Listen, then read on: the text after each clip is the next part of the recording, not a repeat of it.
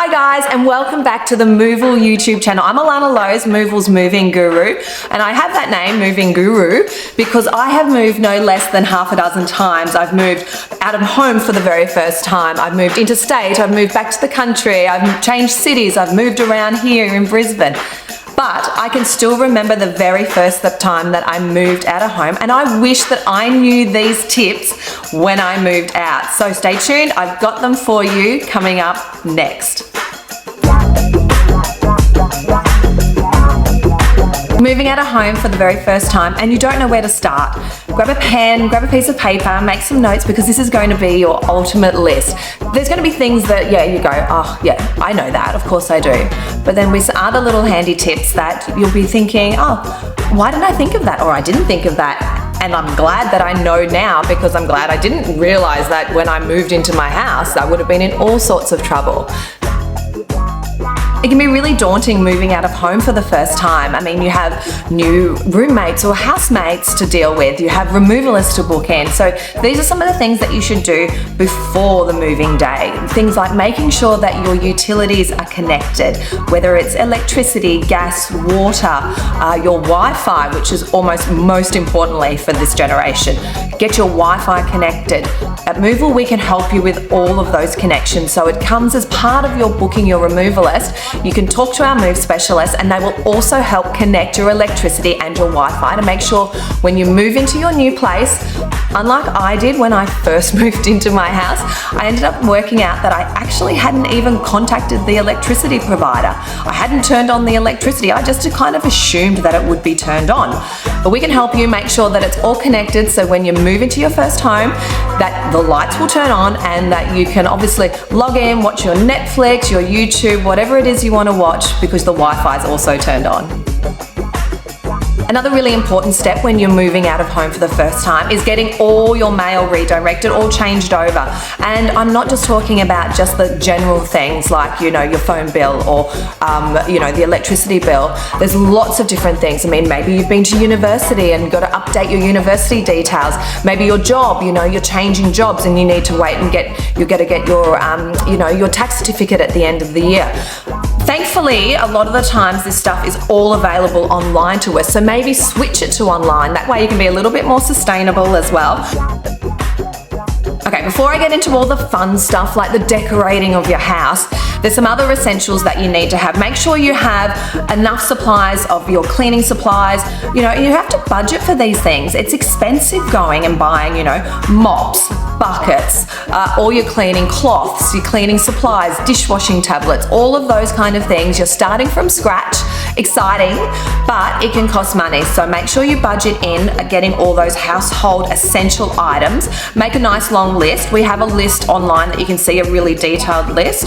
I'll pop a link into it under the video here. So jump there, make a list of all the things that you need to buy just to fill the essential things that you need. Now, when we're talking essential items for the house, it's not just the kitchen and the cleaning. So have a think, there's things that you're going to have that are essential for the bathroom. So towels, bath mat, a plug if it's not there in the rental that you put. Most time plugs are lost, the original plugs. Do you need a plug for that beautiful bubble bath that you're going to have on the first night that you move in? So your lounge room, what essentials do you need there? Do you need extra lighting, maybe a lamp? Do you need any extra extension cords, because the TV has got where you want to place the TV in the house, maybe there's not a power point underneath it and you might need an extension cord. Now, before you move out, one of the things you really should sit down and do is your budget, because you really need to understand that the financials of moving out of home for the first time, your rent, yes, you understand your rent. It's X amount of dollars every single week or month that you need to pay. So that's very standard. But then there's going to be other things. They're going to fluctuate and take dips and, going up and down, up and down, up and down. Things like your food bill, your entertaining bill, your electricity bill even, water bills, things like that. They're not going to be exactly the same all the time. So understanding what your budget is that you have to spend at the end of each week or at the end of each pay run is a great way to making sure that you can have a really enjoyable time when you move out of home for the first time. the fun stuff, the decorating, the buying the knives and forks, the cutlery, the plates, the cups. Just remember, you don't need to, you're not making a setting for 16 people, huge big dinner party. Just get some little things to start with. So maybe a setting for 4 might be enough. And also talk to your housemates. What are they bringing along so that you're not having huge double up amounts of, like, I know the first time I moved into a place, so I think might even still have a few in my drawer here, is I had like 3 whisks or 3 soup ladles. You don't need that many. So just check what your housemates have or the people you're moving in with. What have they got so you don't double up and you don't waste money. Keep it for going out. So we've already spoken about some of the essential things that you need to make sure that you budget for. But what about some other things that just gives your place real personality? Think about maybe how you love to decorate your bedroom back home. Are there some little things that you can take from that and really expand on it in a house setting for yourself? Maybe it's a really fun cushion, like, I love this cushion. I think this really speaks great volume about the kind of person that I am. I love to travel, I love ethnicity, I love other cultures. I think it really speaks to the kind of person that you are and the kind of place that you want to invite people into, because this is going to be a spot, a place, a house or a home that you're going to have, your family and your friends come over and visit you. What does it say about your personality? Have some fun with it. You don't have to buy everything brand new. There's some great thrift shops, secondhand places that you can go and get some fun things. Even check out places like Gumtree and Facebook Marketplace for stuff that people are trying to sell.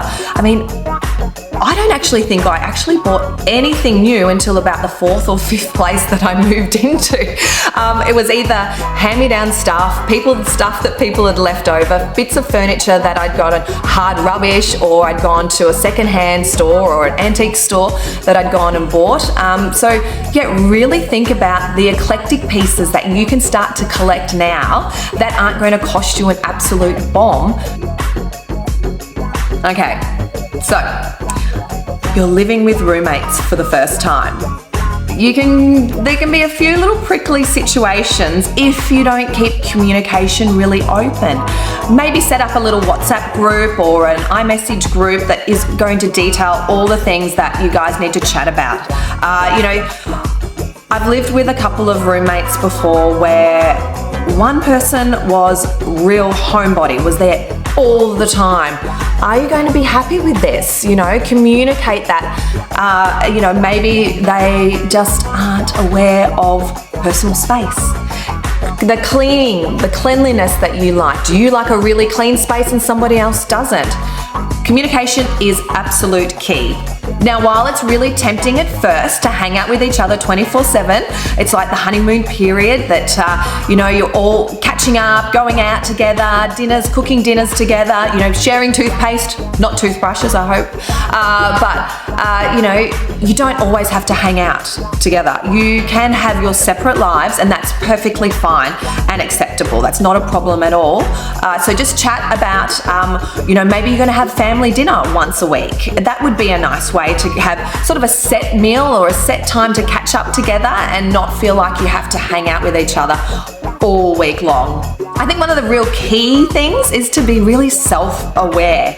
Think about what are some of your habits that might actually annoy somebody else in the house, and how you don't have to change yourself or anything, by no means, that's not what I'm saying, but have a think if there's little things that maybe you can improve on that's going to keep a really harmonious house, because you are living together, you are living in each other's pockets essentially, so maybe you should pick up that wet, dirty towel off the bathroom floor and just hang it up.